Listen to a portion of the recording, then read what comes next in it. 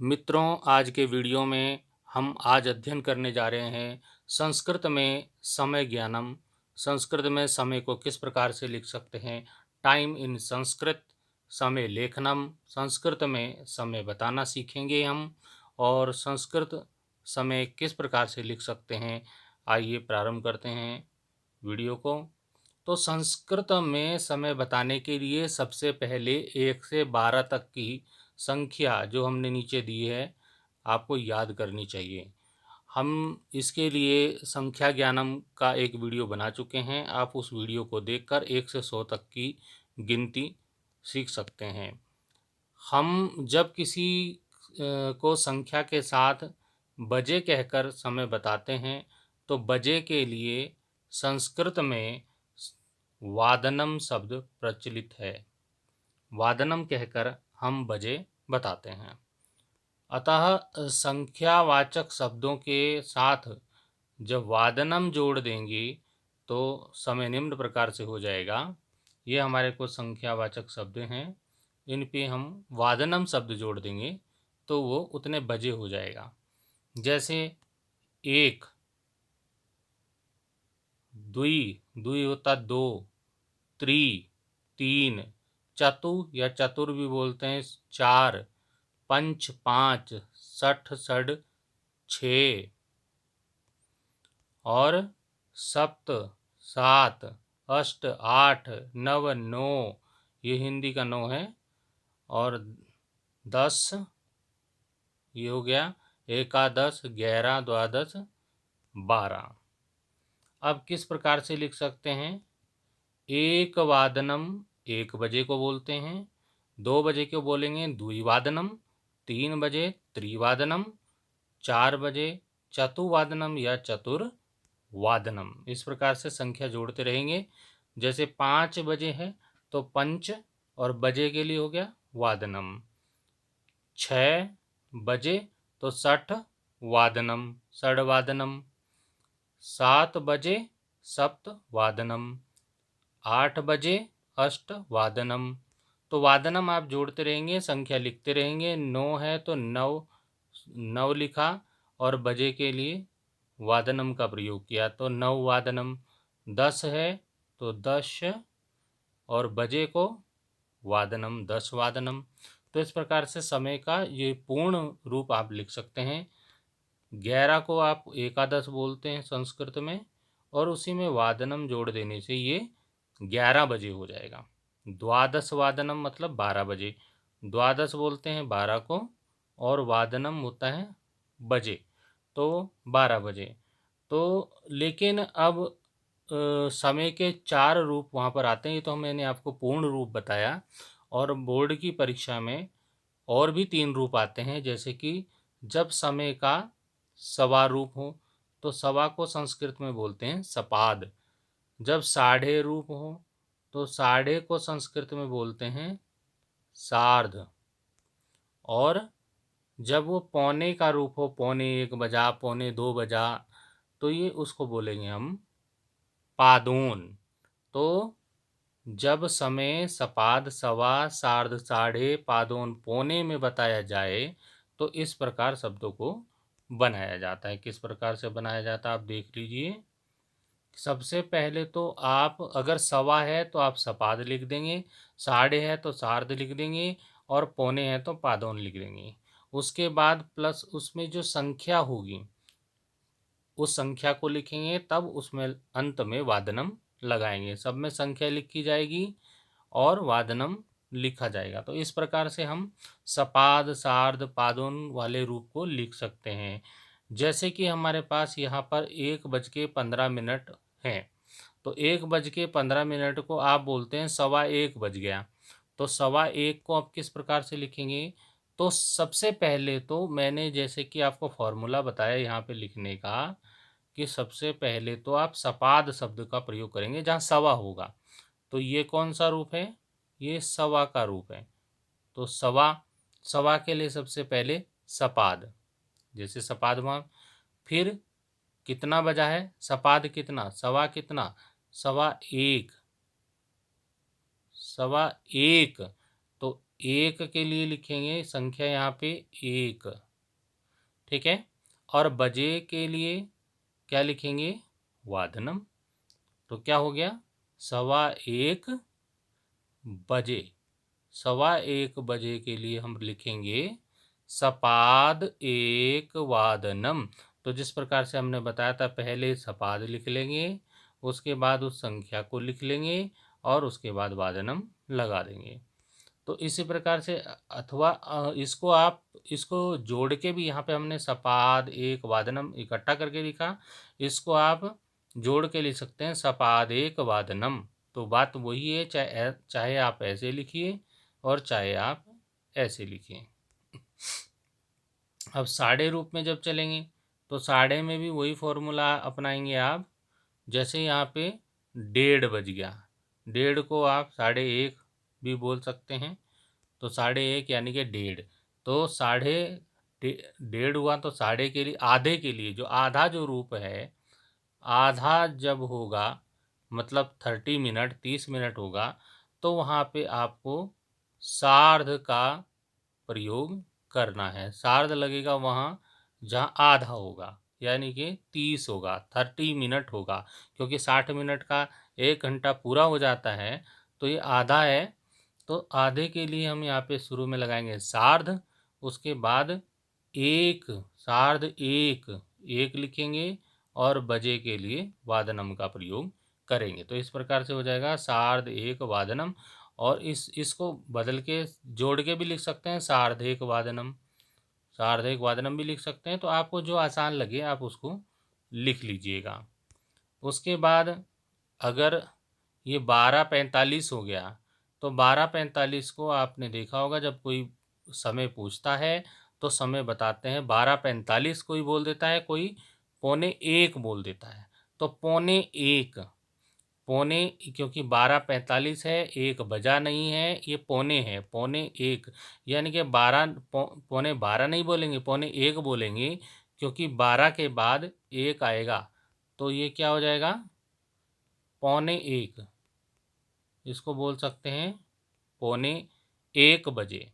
तो पौने के लिए यहाँ पे बताया, पौने के लिए प्रयोग होगा पादोन, और 1, क्योंकि 12 के बाद 1 बजेगा, तो 1 और बजे के लिए हो जाएगा वादनम।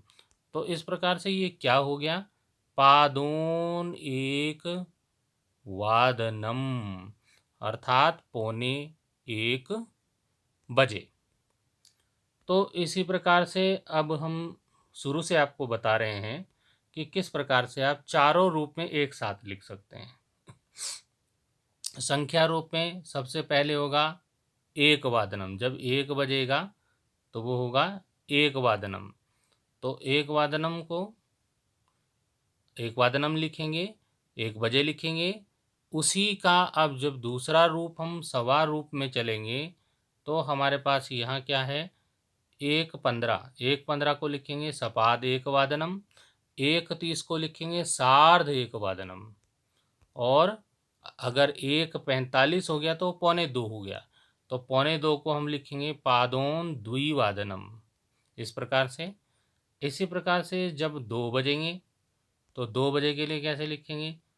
2 बजे के लिए लिखेंगे सबसे पहले तो पहले रूप में, पूर्ण रूप में द्विवादनम, सवा रूप में 2:15 सपाद द्विवादनम, साढ़े रूप में 2:30 बजे को क्या लिखेंगे? सार्ध द्विवादनम, और 2:45 यानी कि 2:45 को लिखेंगे पादोन त्रिवादनम।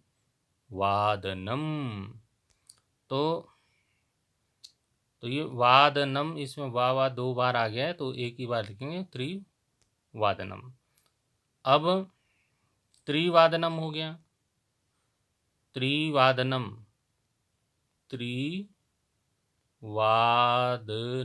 इसको कैसे लिखेंगे? त्रिवादनम मतलब 3 बज गए, 3 बजे हैं, तो त्रिवादनम हो गया। अब इसको सपाद रूप में कैसे लिखेंगे? सपाद रूप में होगा सपाद त्रिवादनम। यहाँ पे वह ज़्यादा लग गया है, उसको हटा दीजिएगा। और 3:30 बजे को सार्ध त्रिवादनम, 3:45 को पादोन चतुर्वादनम, क्योंकि 3 के बाद क्या आएगा? 4 आएगा, 3:45 बोलेंगे तो चतुर्वादनम इसको हो जाएगा। इसी अब 4 बजे के रूप कैसे लिखेंगे? चतुर्वादनम होता है 4 बजे। तो 4 बजे के रूप हम कैसे लिखेंगे? तो आइए सबसे पहले चतुर्वादनम 4 बजे के लिए होता है। अब यहाँ पे अगर 4:45 है तो 4:45 हो गए, तो पौने के लिए पादोन लिखेंगे। लेकिन 4:45 हुए तो यहाँ चतुर्वादनम ना लिख करके, ये गलत यहाँ पे लिखा है, हम इसको क्या कर देंगे, पंच वादनम, पादोन पंचवादनम यहाँ पे हम लिखेंगे। ठीक है। इसके बाद जब सपाद सवा का रूप आएगा 4:15 तो सपाद चतुर्वादनम हो जाएगा, और सार्ध आधे का रूप आएगा 4:30 तो हम इसको सार्ध लिख करके, पंचवादनम ना लिख करके क्या लिखेंगे, चतुर्वादनम लिखेंगे। चतुर्वादनम, चतुर्वादनम मतलब 4 बजे, 4:30 बजे, यानी कि 4:30 बजे। अब आएंगे पंचवादनम, 5 बजे को हम के रूप कैसे लिखेंगे? 5 बजे वाले जो रूप हैं हम उनके चारों रूप कैसे लिखेंगे उस पर ध्यान देंगे। सबसे पहले 5:15 को सपाद पंचवादनम, और 5:30 को सार्ध पंचवादनम, और 5:45 यानी कि 5:45 हो गया 5:45, तो पादोन षड्वादनम, षड हो गया 6 बजे, पादोन 5:45।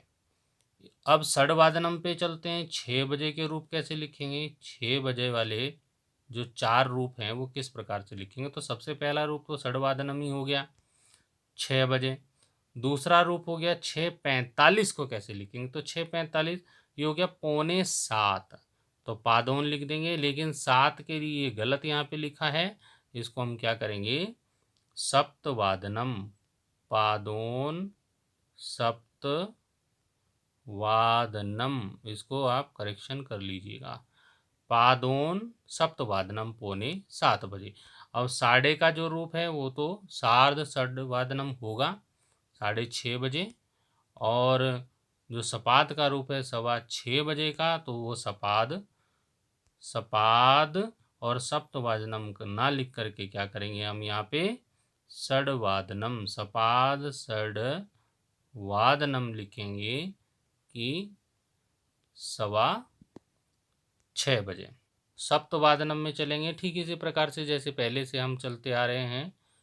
तो सप्तवादनम 7:15 बजे को सपाद सप्तवादनम, 7:30 बजे को सार्ध सप्तवादनम, 7:45 को पादोन अष्टवादनम। आगे बढ़ जाएंगे।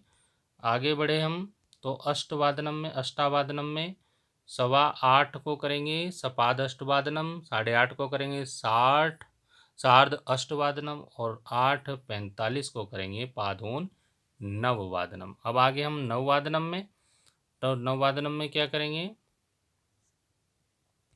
नववादनम में 9:15 को करेंगे सपाद नववादनम, 9:30 को सार्ध नववादनम, और 9:45 को पादोन 10 वादनम लिख देंगे। इसी प्रकार से 10 वादनम में 10 वादनम 10 बजे, 10:15 को सपाद 10 वादनम, 10:30 को सार्ध 10 वादनम, और 10:45 को पादोन एकादश वादनम।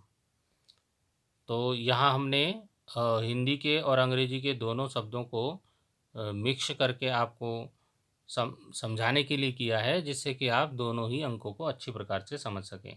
एकादश वादनम, एकादश वादनम, तो ये एकादश हो गया 11, देखो ये इंग्लिश के अंक हैं और यहाँ पे ये हिंदी के अंक लिख दिए गए हैं। तो 11:15 हुआ ये, तो इसको बोलेंगे सपाद एकादश वादनम। 11:30 ये हो जाएगा सार्ध एकादश वादनम। 11:45 पादोन द्वादश वादनम। द्वादश वादनम, तो द्वादश वादनम 12 बजे को बोलेंगे द्वादश वादनम, मतलब 12 बजे।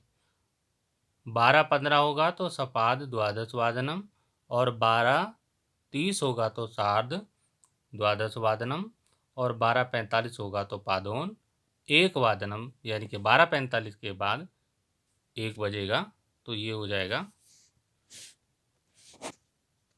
और इस प्रकार आप इनको समझ गए होंगे कि किस प्रकार से हम संस्कृत में समय ज्ञानम कर सकते हैं। और अगले वीडियो में अगले टॉपिक को लेकर उपस्थित होंगे। तब तक के लिए धन्यवाद।